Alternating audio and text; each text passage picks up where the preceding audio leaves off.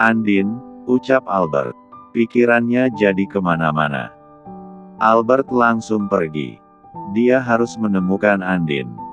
Bos, Irwan memanggil. Namun Albert sudah lebih dulu meninggalkan ruangan itu. Om, Mama kenapa? Dava panik. Dia menarik tangan kiri Irwan. Mama gak kenapa-napa. Kita temui Mama ya. Sahut Irwan berusaha menenangkan Dava yang panik memikirkan mamanya. Dava mengangguk. Albert berlari masuk ke dalam rumah sakit. Baru saja dia ingin ke rumah Indra tapi mendapatkan kabar dari Aldi. Dia langsung pergi ke rumah sakit. Sepanjang jalan dia terus memikirkan Andin.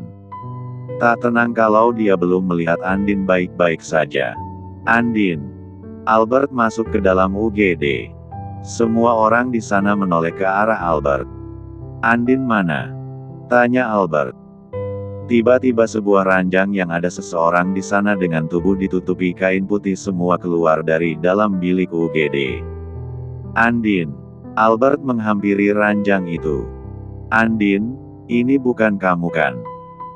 Kita akan menikah Andin, ucap Albert sedih melihat apa yang ada di depannya.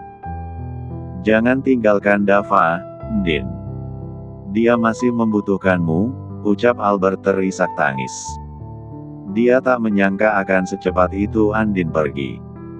Padahal dia baru saja jatuh cinta lagi setelah sekian lama kesepian dan sendirian.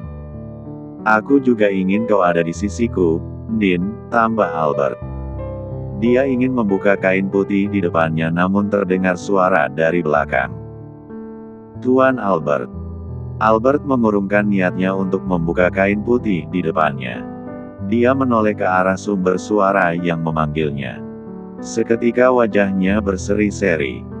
Andin, ucap Albert. Dia senang sekali melihat Andin baik-baik saja. Tanpa pikir panjang dia langsung mendekat.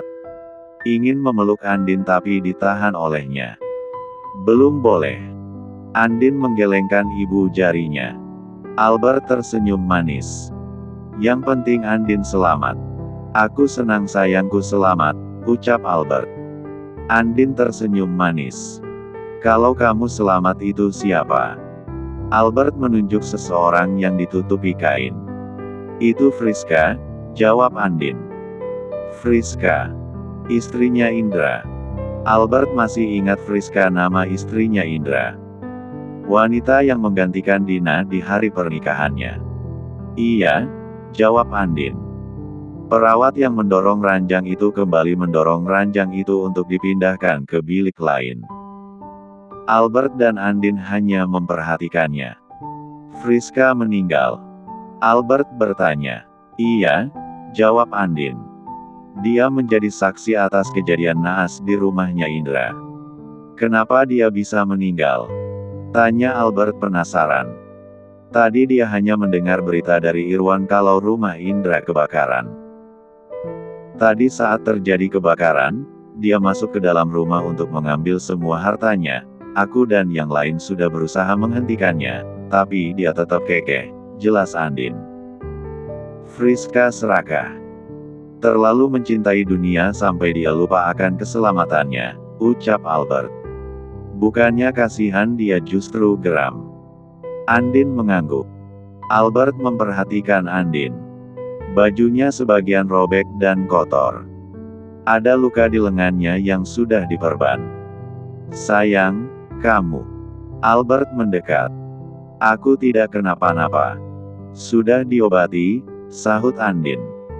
Albert mengangguk. Dia melepaskan jas yang dikenakannya lalu memberikan pada Andin. Makasih Tuan Albert, ucap Andin. Tidak usah sungkan, apalagi berterima kasih. Sudah seharusnya aku memberikan perhatian pada calon istriku, sahut Albert. Andin tersenyum manis. Dia mengenakan jas milik Albert. Tubuhnya yang dingin berubah hangat. Sebenarnya apa yang sudah terjadi di rumahnya Indra? Kenapa kamu ada di sana?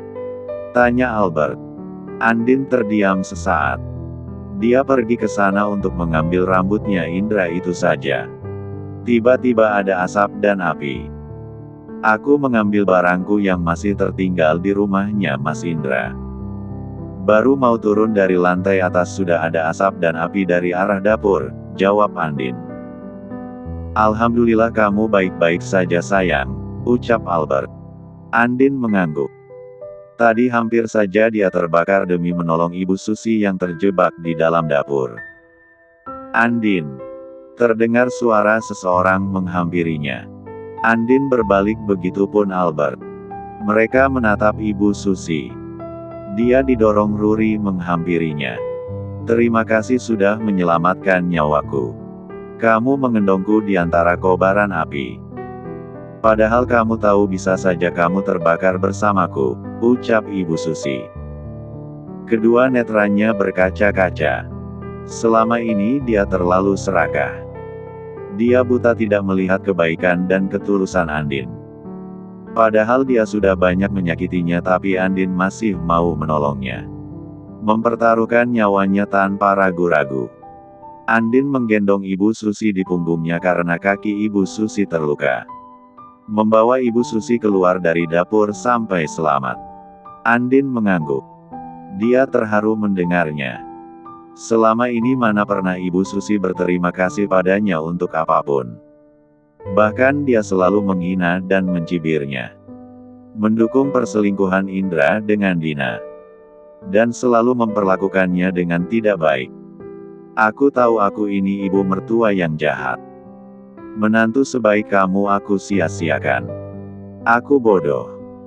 Aku tidak melihat semua kebaikanmu padaku, Indra dan keluargaku. Aku sudah menghancurkan rumah tanggamu. Aku membuatmu menderita, ujar Ibu Susi. Jika dijabarkan entah berapa banyak dosa yang sudah dia perbuat pada Andin. Rasa sakit yang sudah dia torehkan. Dan perlakuan yang sudah membuat Andin kehilangan keluarga kecilnya. Andin terdiam. Di balik rasa sakit di dalam hatinya. Dia tetaplah orang yang penuh rasa kasih sayang. Tak peduli orang itu pernah menyakitinya atau tidak, dia tidak bisa membiarkan orang lain dalam bahaya dan terluka di depannya. Aku minta maaf Andin.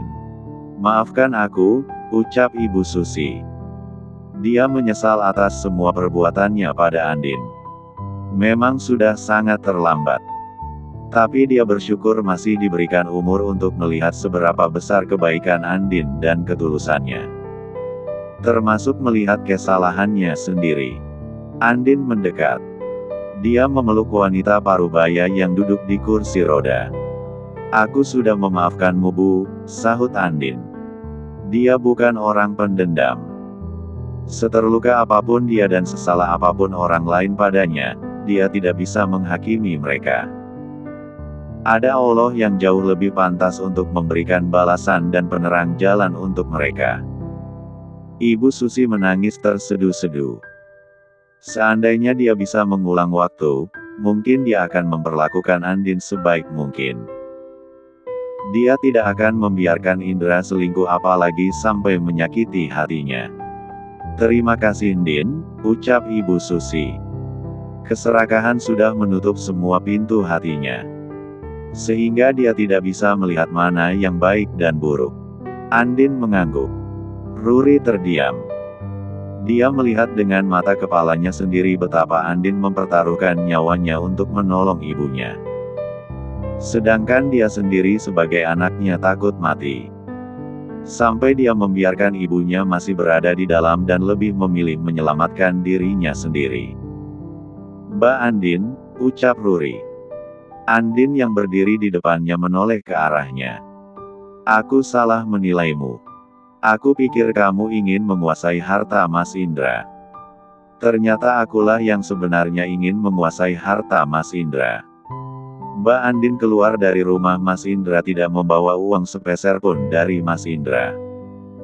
Tapi aku selalu menyalahkanmu dan membencimu. Aku minta maaf, ucap Ruri. Dia juga salah menilai Andin. Padahal Andin adalah kakak ipar yang baik. Dia tak pernah memperlakukannya buruk. Tapi dialah yang membuat Andin menderita. Dia baru menyadarinya saat Friska menjadi kakak iparnya. Friska memperlakukan dia dan ibunya seperti pembantu. Aku sudah memaafkanmu, Ruri. Jangan diulangi lagi. Dan belajarlah untuk mandiri. Tak selamanya hidup kita akan baik-baik saja. Ada kalanya hidup kita akan sulit dan rumit, sahut Andin. Dia ingin Ruri menjadi wanita yang lebih dewasa dan mandiri. Tidak bergantung pada orang lain lagi. Ruri mengangguk. Terima kasih sudah menolong ibuku, ucap Ruri. Andin mengangguk. Albert tersenyum manis. Dia bangga pada Andin. Sebesar apapun orang melukainya, tidak membuat dia dendam, apalagi ingin membalasnya dengan cara yang sama. Justru dia membuat mereka menyadari akan cinta dan ketulusannya. Beberapa saat kemudian, Andin dan Albert berjalan keluar dari UGD. Andin hanya mengalami luka ringan. Dia tidak ingin dirawat karena dia merasa baik-baik saja. Kamu beneran gak mau dirawat, sayang? Tanya Albert. Aku lebih suka dirawat kamu, jawab Andin. Beneran? Aku bersedia merawatmu, celetuk Albert. Andin hanya tersenyum tipis. Dia senang sekarang Andin sudah menunjukkan rasa sukanya pada dirinya. Nona Andin. Dokter Aldi menghampiri Andin. Dari tadi dia tak tenang, khawatir terjadi sesuatu pada Andin. Dia sengaja datang ke sana untuk melihat kondisi Andin setelah diobati. Tadi bisa dipungkiri dia masih mencintainya meskipun dia sudah memutuskan untuk mengakhiri perjuangannya. Dokter Aldi, sahut Andin. Dia menatap ke arah depan. Laki-laki tampan dengan jas putih itu terlihat khawatir. Albert cemburu melihat Dokter Aldi perhatian pada calon istrinya. Cincin dariku kamu pakaikan, sayang, bisik Albert. Iya, Tuan Albert, tidak perlu khawatir. Aku kan sudah dipatenkan jadi calon istrimu. Puas, sahut Andin pelan. Albert tersenyum. Dia tidak ingin Dokter Aldi melirik Andin kembali. Kalau sudah ada cincin yang melingkar di jari manisnya kan aman. Piala yang sudah lebih dulu mengunci Andin. Gimana keadaanmu? Tanya Aldi. Alhamdulillah baik, Dok, jawab Andin. Tadi Dokter Aldi sempat membantu mengobati luka yang ada di lengannya. Dia terlihat khawatir sekali. Syukurlah kalau semuanya baik-baik saja. Aldi senang. Meski dia tidak bisa memilikinya, tapi melihat Andin bahagia, dia ikut bahagia. Cinta memang harus dimiliki, tapi cinta yang egois tidak akan pernah membuatnya bahagia. Andin mengangguk. Terima kasih ya, Dok, atas bantuannya, ucap Andin. Iya, sahut Aldi. Dia sadar betul sekarang Andin sudah menjadi calon istrinya Albert. Dia tidak berhak untuk mendekatinya lagi. Kapan kalian menikah? Aldi bertanya. Dengan senang hati dia akan menjadi saksi pernikahan mereka. Secepatnya, Dok. Nanti kami akan mengabari Anda, jawab Andin. Dokter Aldi akan menjadi orang pertama yang dia undang. Karena Dokter Aldi adalah orang yang banyak berjasa padanya. Aldi mengangguk. Aku akan menyuruh orangku untuk mengirimkan undangan ke rumahmu. Jangan lupa datang ke pernikahan kami ya, Dok, ucap Albert. Insya Allah. Aku siap jadi saksi jika diminta, sahut Aldi. Oke. Anda akan jadi saksi. Bukan calon suami ya, balas Albert. Aldi tertawa kecil mendengarnya. Sebaiknya mulai hari ini Anda buka lowongan, Dok, titah Albert. Belum janur kuning. Nanti saja kalau takdir sudah menetapkan, sahut Aldi. Albert langsung jelas mendengarnya. Sedangkan Andin tersenyum melihat kelakuan mereka berdua. Aku punya nomor kontaknya malaikat. Jadi Anda jangan terlalu berharap. Canda Albert. Aku bisa nego dengan malaikat. Anda bisa apa? Balas Aldi. Mereka kembali berdebat seperti biasanya. Andin hanya geleng-geleng kepala. Alhamdulillah, kamu selamat, Din. Bapak dan Ibu baru mau ke rumah sakit, ucap Ibu Titin. Mendengar Andin berada di rumah sakit, dia langsung khawatir. Mana tadi mendengar dari media massa kalau rumahnya Indra Budiman terbakar. Tadi Andin pergi ke sana untuk mengambil barang yang tertinggal di rumah Indra. Ibu Titin dan keluarganya tak tenang. Sampai ada kabar dari rumah sakit. Andin tersenyum manis. Keluarganya memang mencintainya dengan tulus dan peduli padanya. Andin beruntung masih memiliki mereka. Alhamdulillah, Bu. Allah masih memberikan aku umur yang panjang, sahut Andin. Tadi dia juga sempat khawatir ketika berada di dalam rumah yang terbakar. Yang dia ingat keluarganya. Dia berharap masih bisa berkumpul dan bersama mereka. Iya, Nak. Alhamdulillah, sahut Pak Ibrahim. Andin dan kedua orang tuanya berpelukan. Cinta dan kasih sayang mereka tak bisa dibeli dengan apapun. Kak Amara juga ikut khawatir. Andin juga memeluk Amara. Alhamdulillah aku masih diizinkan Allah bertemu kakak lagi, ucap Amara. Iya dek, sahut Andin. Albert tersenyum manis. Dia senang melihat pemandangan di depannya.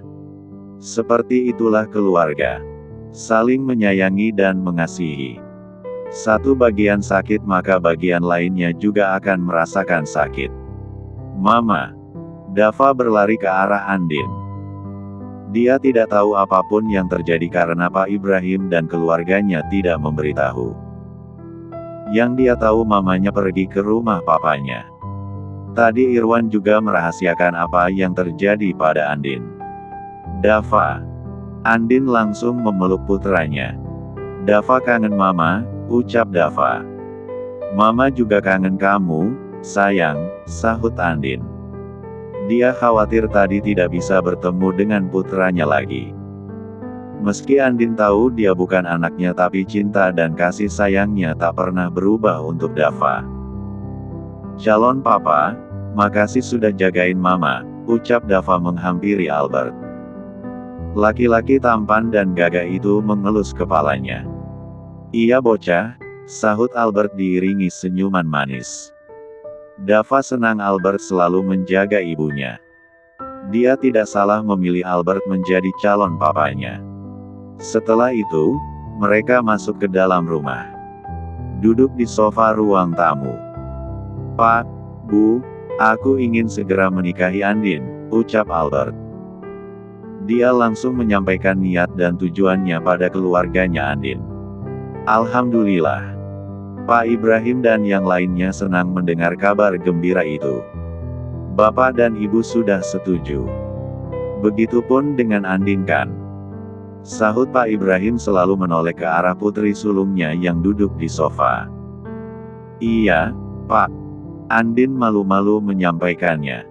Alhamdulillah, sudah sepakat semuanya, ucap Pak Ibrahim. Andin dan yang lainnya juga mengucapkan rasa syukur yang sama. Apa mau diadakan lamaran dulu? Tanya Albert. Bapak rasa tidak perlu. Alangkah baiknya langsung menikah, biar secepatnya kalian menjadi pasangan suami istri, jawab Pak Ibrahim. Albert dan Andin mengangguk. Mereka bukan pasangan muda-mudi lagi.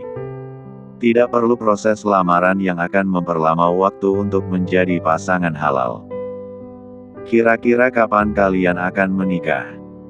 Tanya Pak Ibrahim. Dia ingin melihat Andin memiliki keluarga yang utuh lagi. Mana Dava sudah dekat dan nempel sama Albert.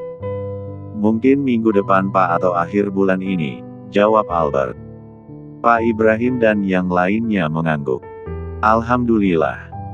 Semoga semuanya dimudahkan dan dilancarkan sampai hari H, ucap Pak Abdullah. Amin, sahut Andin dan yang lainnya. Albert dan Andin tersenyum bahagia. Sebentar lagi mereka akan jadi pasangan halal. Andin pergi ke rumah sakit. Dia ingin mengambil hasil tes DNA. Sudah 3 hari lebih belum diambil. Dia sibuk. Baru sekarang bisa mengambilnya. Andin tidak mewakilkan pada siapapun karena hasil tes DNA ini bersifat rahasia. Bahkan keluarganya saja tidak tahu. Untuk saat ini hanya dia yang tahu kalau Dava bukan anaknya. Terima kasih Mas, ucap Andin sambil memegang kertas hasil tes DNA. Laki-laki berseragam petugas laboratorium itu mengangguk. Andin segera duduk di dekat sana. Tak sabar ingin tahu hasil tes DNA antara Indra dan Dava. Apakah Dava anaknya Indra atau bukan? Andin membuka hasil tes DNA. Perasaannya campur aduk. Jantungnya berdebar-debar tak karuan. Dia berusaha membaca dengan tenang sampai dia melihat kenyataan yang membuatnya tercengang. Dava bukan anaknya Mas Indra, ucap Andin. Ternyata hasil tes DNA itu sudah membuktikan Dava bukan anaknya Indra sama seperti hasil tes DNA sebelumnya. Kenapa ini jadi begini? Dava bukan anakku dan bukan anaknya Mas Indra. Andin tidak tahu apa yang terjadi. Bagaimana bisa Dava bukan anaknya dan Indra? Terus Dava anak siapa? Andin menyeka wajahnya dengan kasar. Tubuhnya mendadak lemas. Sekarang dia bingung. Padahal dia mengandung dan melahirkan anak, tapi kenapa anaknya bukan anaknya? Aku harus gimana? Andin tidak tahu harus mulai dari mana. Kalau Dava bukan anakku, lalu anakku ada di mana? Apa masih hidup atau? Andin takut berspekulasi. Apa aku harus temui Mas Indra dan memberitahu semua ini? Tapi bagaimana kalau Mas Indra juga gak tahu? Aku tidak ingin Dava terluka, ujar Andin. Yang dia khawatirkan adalah Dava. Dia tidak ingin Dava tahu tentang hal ini. Apalagi Dava sedang sakit. Dia akan down mengetahui kalau Andin bukan ibunya. Dava, haruskah Mama menyimpan rahasia ini lebih lama lagi? Haruskah Mama pura-pura tidak tahu? Andin menangis. Dia sangat menyayangi Dava, tapi ternyata Dava bukan anaknya, bukan juga anaknya Indra. Di mana anakku? Andin bingung. Anak yang dia kandung dan lahirkan ada di mana? Kenapa jadi Dava yang dia rawat dan besarkan? Andin terdiam. Dia mengingat sesuatu. Sebelumnya dia datang ke klinik tempat dia melahirkan. Andin mencari informasi di sana. Tidak ada yang melahirkan selain Nona Andin di hari itu. Ini berdasarkan data yang tersimpan. Bagian administrasi klinik memberitahunya. Andin terdiam. Dia memang satu-satunya yang melahirkan di sana di hari itu. Sampai sekarang dia masih ingat. Apa ada bayi lain yang berada di ruang bayi di hari saya melahirkan? Tanya Andin. Sebentar, saya periksa dulu ya. Jawabnya. Andin mengangguk. Dia berusaha mencari kemungkinan yang ada. Sejauh ini Andin tidak diam. Dia sudah berusaha mencari anaknya. Tapi karena waktu dan minim informasi, Andin kesulitan mencari anak kandungnya. Ada. Tapi 2 hari sebelumnya. Dan bayinya perempuan bukan laki-laki, jawabnya. Andin terdiam. Bayi yang dia lahirkan laki-laki. Ada lagi yang ingin ditanyakan? Tanyanya. Tidak, jawab Andin. Setelah hari itu, Andin mencari informasi dan informasi tapi belum juga menemukan anaknya. Ya Allah, tolong pertemuan hamba dengan putranya hamba. Andin terisak tangis. Dia ingin sekali bertemu dengan anaknya.